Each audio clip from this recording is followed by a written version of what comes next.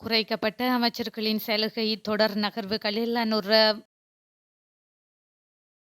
ரணில் வழங்கிய பொறுப்பை அனுர நிறைவேற்றுவார். வஜிர அபிவர்த்தன நம்பிக்கை. சஜிதின் தோல்வியின் பின்னணியில் நடந்த சதி. பொது தேர்தல் தொடர்பில் முட்டு கட்சி வெளியிட்டுள்ள அதிரடி அறிவிப்பு. அனுரவுக்கு யாழ்ப்பாணத்தில் வெற்றி கொண்டாட்டம்.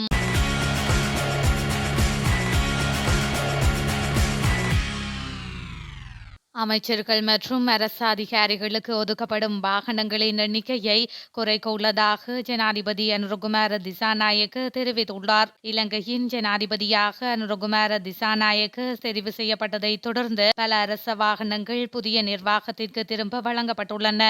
ஆட்சி மாற்றத்தின் பின்னர் முன்னாள் அமைச்சர்கள் மற்றும் அரசாங்க அமைச்சு அதிகாரிகள் வாகனங்களை திருப்பி அனுப்பியுள்ளனர். குறித்த வாகனங்கள் தொடர்புபட்ட அமைச்சுக்களிலும் கொழும்பில் உள்ள ஜனாதிபதி செயலக வளாகத்திலும் நிறுத்தப்பட்டுள்ளன.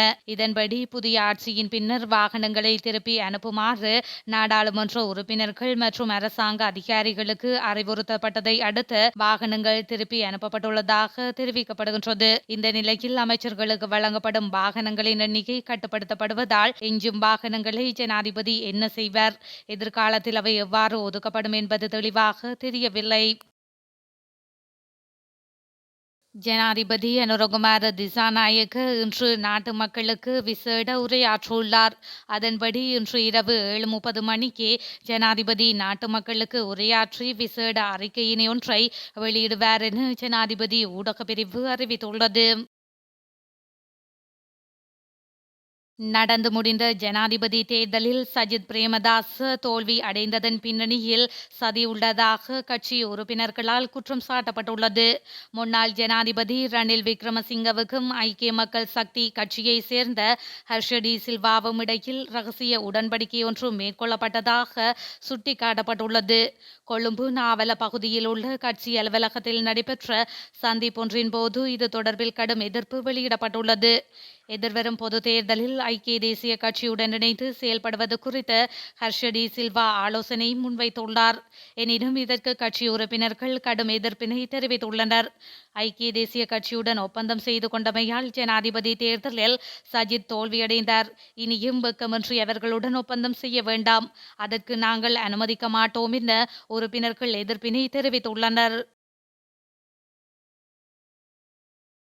ரணில் விக்ரமசிங்க சர்வதேச நாணய நிதியத்தின் உதவியுடன் மீட்டு தற்பொழுது அந்த பொறுப்பை ஜனாதிபதி அனுரகுமார திசாநாயக்கவிற்கு கையளித்திருக்கின்றார் என ஐக்கிய தேசிய கட்சியின் தவிசாளர் நாடாளுமன்ற உறுப்பினர் வஜிர அபேவர்தன தெரிவித்துள்ளார்.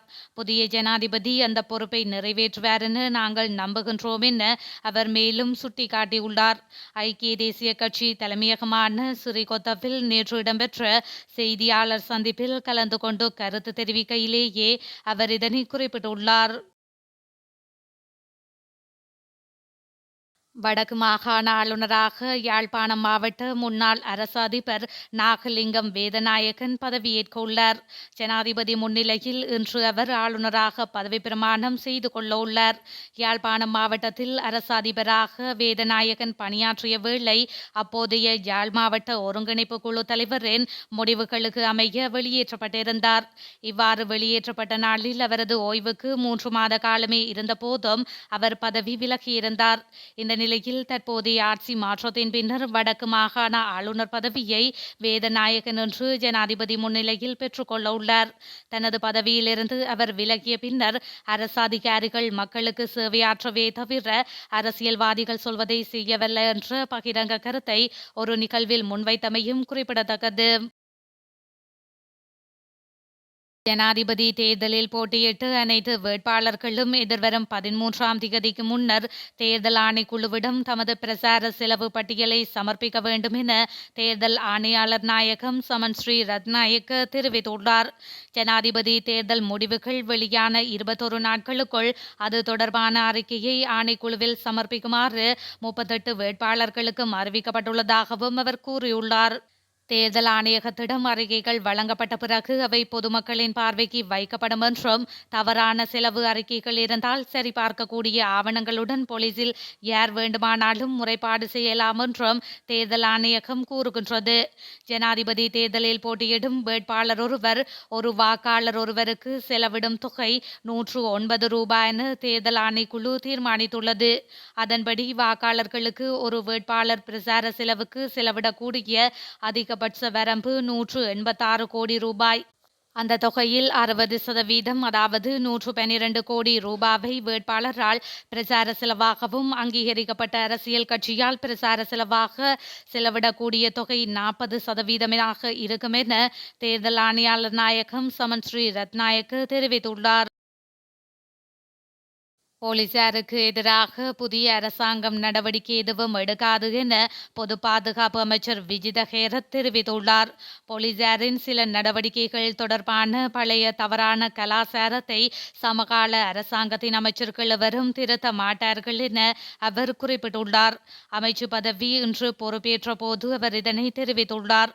போலீஸ் தரப்பில் இதுவரை நடந்த தவறுகளை சரி செய்ய போலீசாருக்கு வாய்ப்பு கிடைக்கும் எனவும் தெரிவித்துள்ளார். அரசியல் அழுத்தங்களினால் போலீஸ் நிலைய பொறுப்பதிகாரிகளின் நியமனம் இனிமேல் இடம்பெறாது எனவும் அமைச்சர் தெரிவித்துள்ளார். கடவுச்சீட்டு வழங்குவதில் ஏற்பட்டுள்ள தாமதம் தொடர்பில் உரிய அதிகாரிகள் துரிதமான தீர்வுகளை வழங்குவார்கள் என நம்புவதாகவும் அமைச்சர் மேலும் தெரிவித்துள்ளார். போலீசாரின் மீது மக்களுக்குள்ள நம்பிக்கை உடைந்து அரசியல் தலையீடுகள் நிறுத்தப்படும் என அமைச்சர் தெரிவித்துள்ளார்.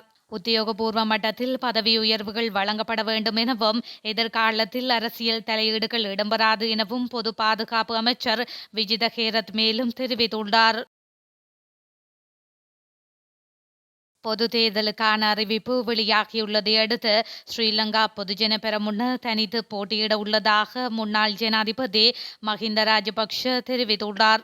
பத்திரமுல்லை நெலும் மாவட்டத்தில் உள்ள கட்சியின் தலைமை அலுவலகத்தில் நேற்று இடம்பெற்ற ஊடகங்களுக்கு கருத்து தெரிவித்த போதே அவர் இதனை குறிப்பிட்டுள்ளார். இது தொடர்பில் மேலும் தெரிவித்த அவர், மக்களின் நிலைப்பாடு வாக்குகளினூடாக வெளிப்படுத்தப்பட்டுள்ளது.